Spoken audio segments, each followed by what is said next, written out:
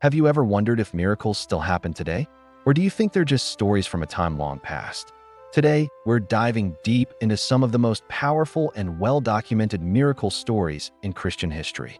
These aren't just ancient tales, they're accounts that have shaped faith, inspired millions, and challenged our understanding of what's possible. From healings that defied medical science to divine interventions that altered the course of history, get ready to explore events that suggest a power beyond our own. Let's start with one of the most foundational miracles of the Christian faith, beyond even the resurrection of Jesus Christ himself. It's the story of Pentecost, found in the book of Acts. Imagine this. The disciples are gathered together, a bit lost and uncertain after Jesus' ascension. Suddenly, a sound like a mighty rushing wind fills the house. Tongues of fire appear and rest on each of them. And then, the truly astonishing part happens. They begin to speak in other languages they had never learned. People from all over the world who were in Jerusalem for the festival, Parthians, Medes, Elamites, residents of Mesopotamia, Judea, Cappadocia, and so many more, heard these uneducated Galileans speaking in their own native tongues about the mighty works of God. This wasn't just a party trick, it was the birth of the global church. It broke down language barriers and showed that the message of God was for everyone, no matter where they came from. It was a supernatural event that empowered a small group of followers to spread a message that would change the world. Think about the sheer impossibility of it from a human perspective. It was a miracle of communication, a miracle of unity, and a miracle that launched a global movement. Now, let's fast forward a few centuries to a story that combines faith, courage, and a truly wild encounter. I'm talking about St. Columba and the Loch Ness Monster. Yes, you heard that right. Long before Nessie became a modern legend, this Irish abbot had a famous run-in with a creature in the River Ness in the 6th century. According to the biography written by Adamnan, another abbot, Columba was traveling in the land of the Picts. He came to the river and saw a group of locals burying a man who had been mauled to death by a water beast while swimming. Undeterred, Columba instructed one of his own followers, a man named Lugni, to swim across the river and retrieve a boat from the other side. As Lugni swam, the beast surfaced again, roaring and rushing towards him with its mouth wide open. The Picts and Columba's companions were terrified, but Columba, standing on the bank, raised his hand, made the sign of the cross, and commanded the beast in the name of God, saying, "Go no further. Do not touch the man. Go back at once." At the sound of the saint's voice, the creature was terrified and fled as if it were being pulled back with ropes. It dove back into the water, and both Columba's men and the local Picts were astounded, giving glory to God. This event wasn't just about taming a monster. It was a powerful demonstration of faith over the forces of nature and chaos, leading many of the pagan Picts to convert to Christianity. Let us journey to 16th century Mexico for a miracle that is still celebrated by millions today: the appearance of Our Lady of Guadalupe. In 1531, a humble indigenous man named Juan Diego was walking near Tepeyac Hill, outside of Mexico City. Suddenly, he heard beautiful music and a woman's voice calling his name. He saw a radiant apparition of the Virgin Mary. She spoke to him in his native Nahuatl language and asked him to tell the bishop to build a church on that very spot. As you can imagine, the bishop was skeptical. He asked for a sign. Juan Diego returned to the hill, and Mary appeared again. She told him to gather flowers from the top of the barren, frosty hill. Miraculously, he found beautiful Castilian roses, which were not native to Mexico and completely out of season. He gathered them in his tilma, a simple cloak made of cactus fiber. When he went back to the bishop and opened his tilma, the roses tumbled out. But that wasn't the biggest miracle.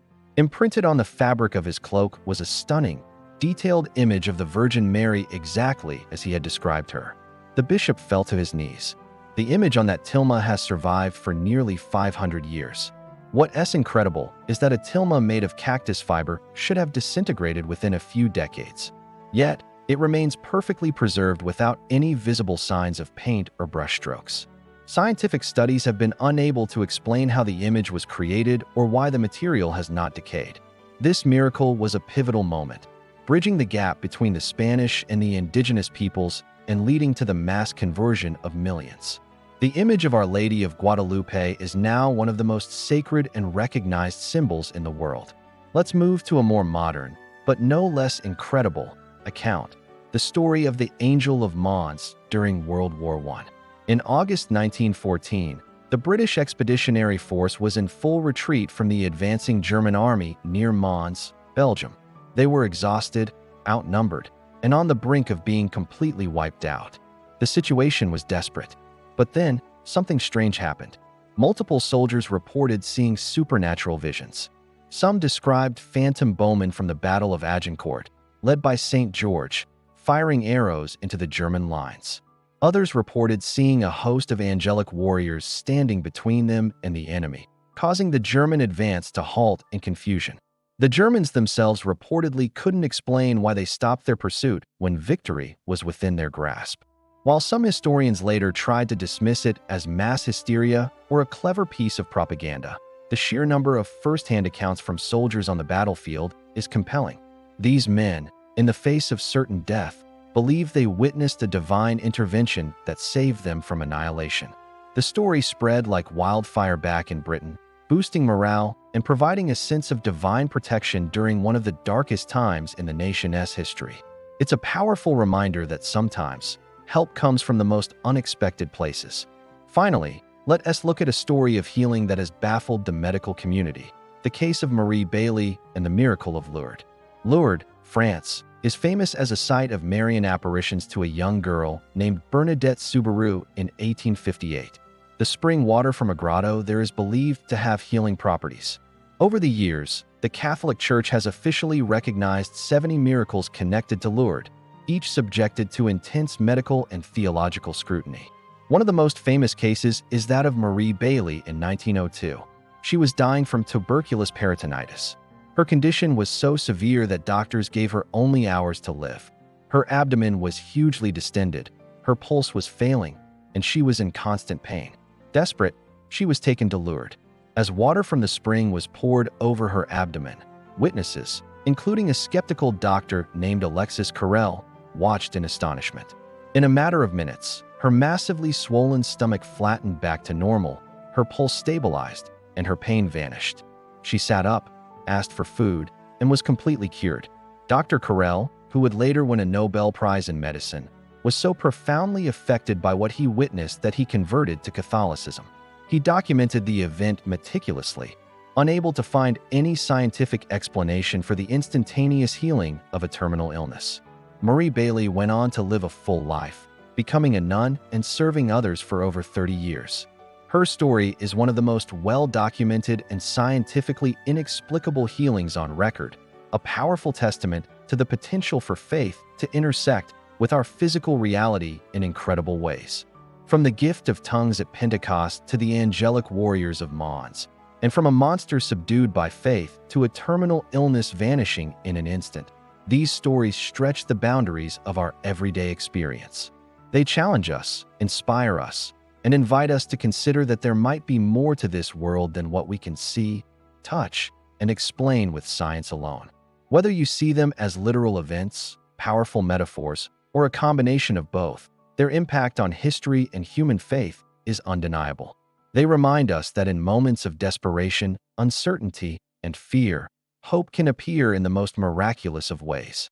What do you think? Do you have a personal story of a miracle or an unexplainable event? Share it in the comments below. I'd love to read them. These accounts are just the tip of the iceberg, and they show that the story of faith is still being written. Thanks for watching, and if you enjoyed this journey into the miraculous, don't forget to like, subscribe, and hit that notification bell so you won't miss our next exploration into the mysteries of faith.